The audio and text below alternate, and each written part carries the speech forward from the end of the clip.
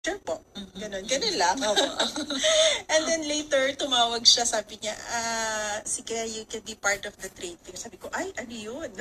May trade fair naman, trade ano? fair. So pagpunta ko doon, inosente, I was just observing. It was in Robinson's Naga, Bishop Gainsa Trade Fair.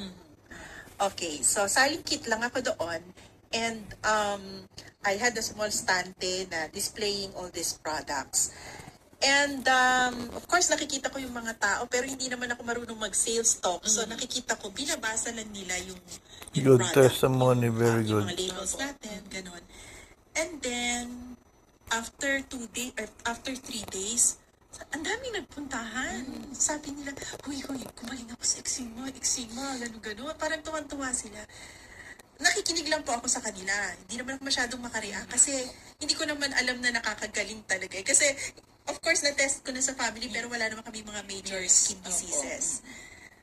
And may mga Testimony yan. Cancer Society. Uy, yung isang pasyente nila, may foot and mouth disease, gumaling daw sa Madre de Cacao and LME cream. Ayun.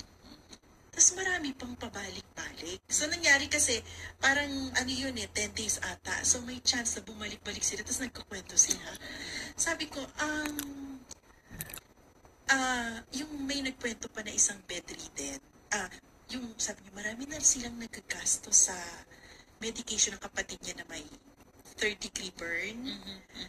So, ang nangyari, millions na lang nagagastos nila, ha. Trinay lang niya tong enemy rin and Madre de Cacao and guava, I think.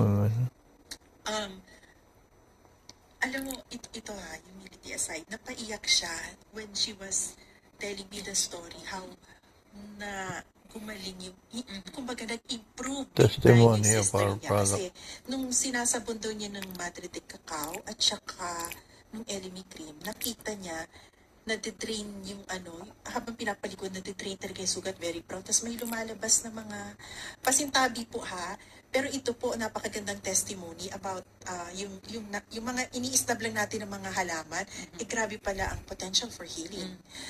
So meron pong mga nagtalsika na size ng bigas ng mga parasites doon sa skin kasi nga bedridden. So nare-repel yung mga